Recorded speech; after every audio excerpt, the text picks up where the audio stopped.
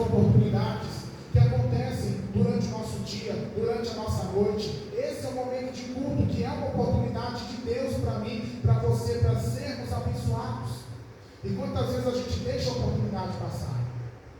Quantas vezes estamos na nossa casa e a gente sente o coração queimar em meio aos afazeres, nosso coração começa a queimar com aquele desejo de ler a Bíblia naquele momento, aquela vontade de orar, sabe? Aquele louvor que flui da alma espontaneamente. São oportunidades, porque nesses momentos, irmãos, talvez você não sabia disso, mas deixa eu te explicar, portais espirituais de bênçãos estão sendo abertos sobre a sua vida. Quando você está aí no seu dia a dia, de repente você sente aquela alegria espiritual, é Deus abrindo portais, é Deus abrindo caminhos que pensam em te encontrar. Mas se o nosso coração se fecha, o anjo volta com a bênção. Mas se o nosso coração se abre em meio a toda a correria da vida, e a gente aceita a oportunidade que está nos sendo dada, aí, meus irmãos, começa um processo de maravilhas na nossa história. Aproveita as oportunidades de Deus para estar na igreja. Eu vejo aqui um tanto de gente cansada porque trabalhou o dia inteiro. Mas Deus te deu a oportunidade de estar aqui essa noite. Privilégio e honra. Sempre tenha isso em mente. Estar na igreja não é um peso. Fazer a obra de Deus não é um peso, não é um fardo, mas é um privilégio. Você que tem a oportunidade de abrir um culto, de pregar, de cantar, de tocar, de fazer aquilo que você puder fazer, faça. Faça, porque é privilégio. E nesse privilégio do Senhor escolher teu barco, em meio a tantos outros que Ele poderia ter escolhido. Agora falando da humanidade. Ali no mar tinham dois, mas estou falando da humanidade inteira. Em meio a tantas pessoas, o Senhor escolheu a mim e a você. Estamos aqui neste lugar para ouvirmos essa mensagem e para sairmos aqui debaixo de uma unção de abundância, de crescimento e de honra. Prioriza o reino de Deus. O que é prioridade é o que é mais importante, e é o que nós escolhemos colocar em primeiro lugar. Então aqui Pedro estava cansado, frustrado, estava lavando as redes para voltar para casa depois de uma noite cansativa sem resultados. Ele poderia ter falado: ah, não, Jesus, eu estou muito cansado. Não, Jesus, eu vou resolver meus problemas. Não, Jesus, eu tenho que fazer isso, isso e isso primeiro. Eu não posso ceder meu barco, eu não posso ficar por aqui. Mas Pedro vai ceder o barco e vai ficar ali, ouvindo até Jesus terminar a sua mensagem. Ele tinha um tanto de coisas, mas ele prioriza: Jesus é o mais importante para mim. Nesse momento, eu vou colocar Jesus em primeiro lugar. E quando a gente prioriza o reino de Deus, Mateus capítulo 6, versículo 33, a Bíblia diz: buscar o reino de Deus e a sua justiça, e as demais coisas vão ser acrescentadas. Quais são as demais coisas? Aquelas que os versículos anteriores de Mateus capítulo 6, 33 está falando. Jesus está ali falando sobre alimentação, está falando sobre vestes, sobre os cuidados da vida, as necessidades terrenas. Então, quando ele fala, prioriza o reino e as demais coisas, são essas coisas que a gente precisa no dia a dia, são as nossas soluções de problemas, são as nossas necessidades. Ele está dizendo: enquanto você coloca o reino de Deus em primeiro lugar, o reino vem para suprir as suas necessidades terrenas. Aleluia! O reino de Deus, Deus é soberano. Mas Deus tem os seus anjos, os quais Ele ordena. Mas Deus não trabalha só com os anjos. Deus trabalha também com a natureza. Mas Deus não trabalha só com anjos e natureza. Deus trabalha com os seres humanos também. Mas Deus não trabalha só com anjos, natureza e seres humanos. Deus trabalha com circunstâncias. Em outras palavras, é o que a Bíblia diz. Romanos capítulo 8, versículos 28 e 29. Que o Senhor, Ele faz com que todas as coisas contribuam juntamente para o bem daqueles que amam a Deus e são chamados pelo seu decreto.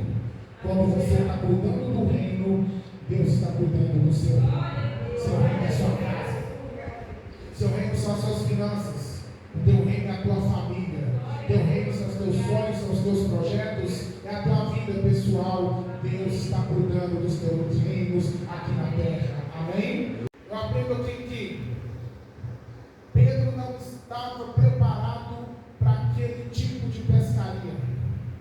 Ele era profissional, ele sabia o horário, o lugar e a ferramenta certa para usar, porque ele já tinha a consciência, o cálculo mental de que aquela rede que ele levou era suficiente para pescar a quantidade de peixes naquela região. Mas agora ele tem uma surpresa, porque a rede que ele levou não vai conseguir segurar a quantidade de peixes que Jesus mandou. E a missão que eu tenho aqui, aleluia, é a missão de Efésios capítulo 3, versículo 20. Ora, aquele que é poderoso para fazer tudo muito mais além daquilo que pedimos ou pensamos. A Ele a glória para sempre. Aleluia. O que veio para Pedro era além do que ele pensava, era além do que ele imaginava, era além do que ele previa. Nas suas melhores pescarias, ele nem pensava, nem calculava que naquele dia a rede não ia aguentar, porque o que Jesus mandou foi muito mais do que ele pudesse calcular. Assim será a bênção de Deus sobre a tua casa.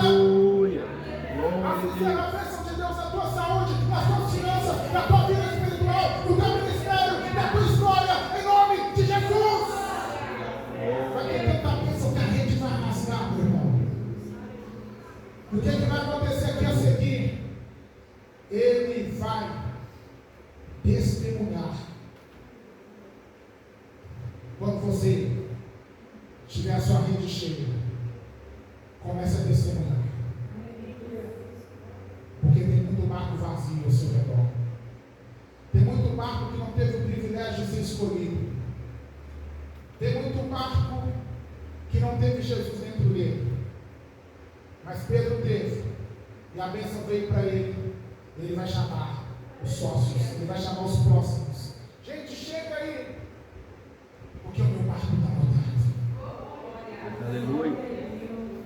Abra tua boca e testemunha do que Deus vai fazer. Do que Deus já fez. Do que Ele está fazendo. Conta para todo mundo, irmãos. Fala para todo mundo a respeito dos milagres, das respostas, dos livramentos, das curas, das maravilhas. Tem tanta gente vazia perto de nós. Tanta gente que não tem esperança, que não conhece o caminho, que não tem respostas. Uma coisa é a gente, como cristão, passar lutas, mas a gente sabe onde achar socorro e refrigério. A gente sabe colocar a boca no pó, falar com Deus, chorar, jejuar, levantar de madrugada. A gente sabe isso. Mas tem muitas pessoas perto de você que não sabem. Mas se você contar para elas que o teu barco estava vazio, agora está cheio, porque Jesus encheu, elas vão se achegar. Aleluia. Elas vão se achegar, e aí agora vem a outra ação de Pedro. Ele não vai só testemunhar, ele vai repartir, ele vai compartilhar, ele vai distribuir. Porque o propósito de Deus na vida dele e na nossa vida não é só que sejamos abençoados, é que nós sejamos felizes. Quando Deus chama Abraão, Deus vai falar para ele assim: olha, Abraão, se tu uma bênção. Deus não só falou para ele: seja abençoado como filho na sua velhice. Deus falou para ele: você será uma bênção. Além de ser abençoado, Deus quer nos transformar em fonte. Glória a Deus. Deus quer nos transformar em celeiro. Aleluia. Deus quer fazer de nós pessoas que vão distribuir as bênçãos dele para os outros. Porque vai ter tanto na nossa vida que nós vamos liberar cura sobre as pessoas, nós vamos liberar prosperidade, nós vamos liberar a palavra de vitória, nós vamos liberar graça, nós vamos liberar amor, nós vamos liberar esperança, nós vamos liberar vitória para as famílias. Aleluia! Deus te dará fonte.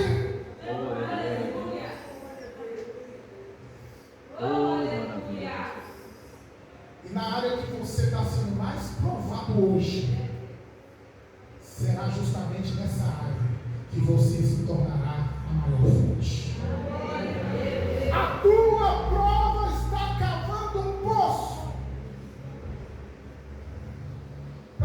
desse poço venha jorrar rios de águas de bênçãos.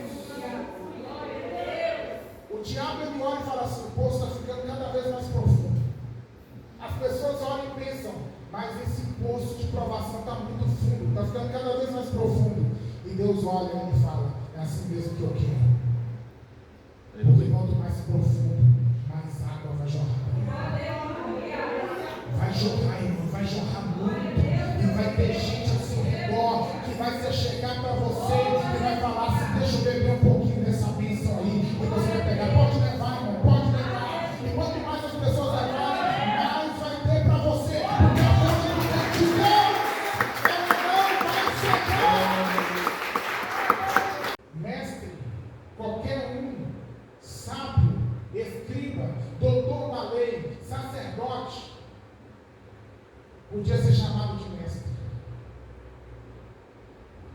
Você vai ver pessoas na Bíblia sendo chamadas de mestre. Mestre Gamaliel, Nicodemos. Você vai ver essas pessoas e outros mais. Mas Senhor,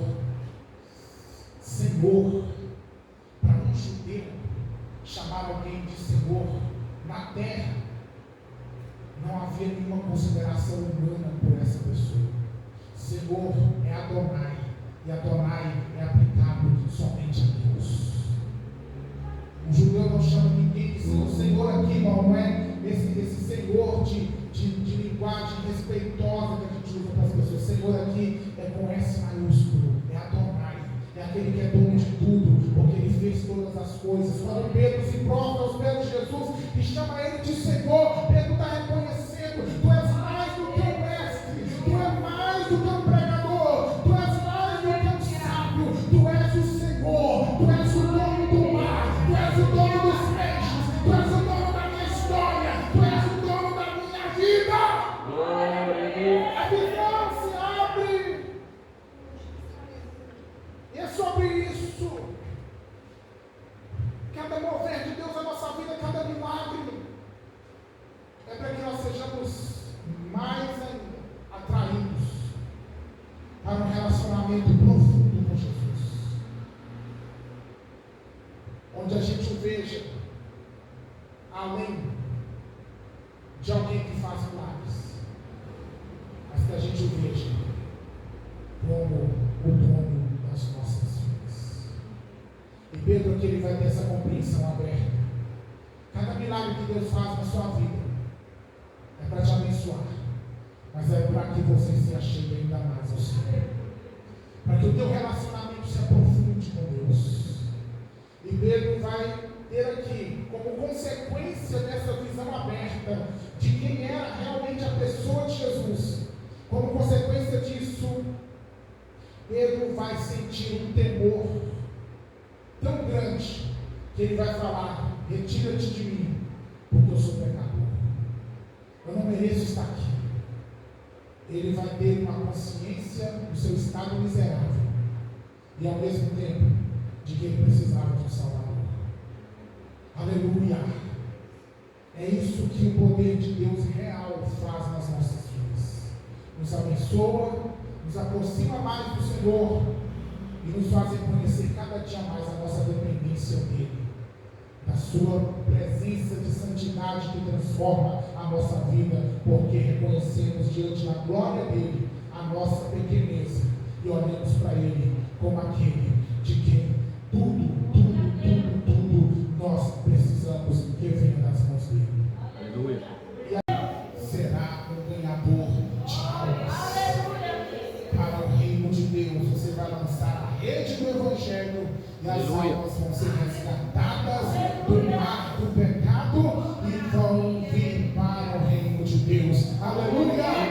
E levando eles os barcos para a terra, deixaram tudo e seguiram a Jesus.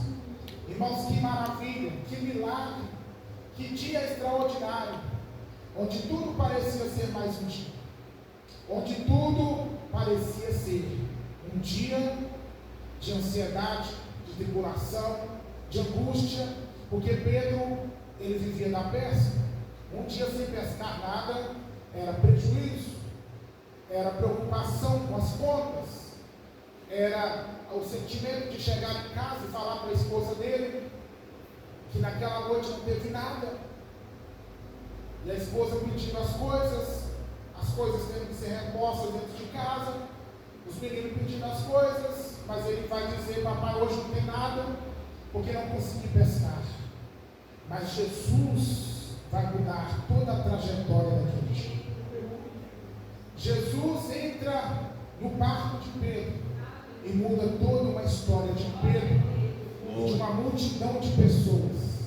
E a nossa história hoje aqui também, porque essa história ficou registrada para trazer a mensagem da transformação que o Senhor faz na vida daquele Pedro. Igreja, nós temos aqui muitas lições que nós vamos aprender durante essa história, para a gente aplicar na nossa vida, para nós nos posicionarmos, porque o que aconteceu aqui acontecerá de novo. Eu preguei essa mensagem semana passada no Novo Cruzeiro, irmãos, e milagres de Deus explodiram. Milagres de Deus em consonância, conforme essa palavra, aconteceram um atrás do outro, na vida dos irmãos e na minha vida também. Na minha vida, na verdade, na vida da igreja, porque era uma necessidade que eu tinha para subir para a igreja, e a rede veio a se encher quando o mar estava vazio. Então prega para você, irmãos, porque não é uma história que eu estou contando para você ficar feliz, é uma mensagem profética. Aleluia. É uma declaração. Em cada ponto aqui, se encontre, se posicione, abra teu coração. Então a primeira lição que nós temos é que haviam 2 barcos, mas Jesus escolhe o de Simão Pedro, e Simão Pedro libera o barco para Jesus, e foi a partir daí que todo esse milagre veio acontecer. Daqui nós temos a lição de que Pedro, ele aproveitou a oportunidade de Deus na vida dele. Ele cedeu o barco para Jesus, ele deixou Jesus usar seu barco. Ele poderia ter dito: Senhor, escolhe o outro barco, ou eu não posso liberar meu barco, ou eu estou com muitas coisas para fazer. Mas ele simplesmente deixou Jesus usar o barco, naquele chamado de Jesus: eu preciso do teu barco para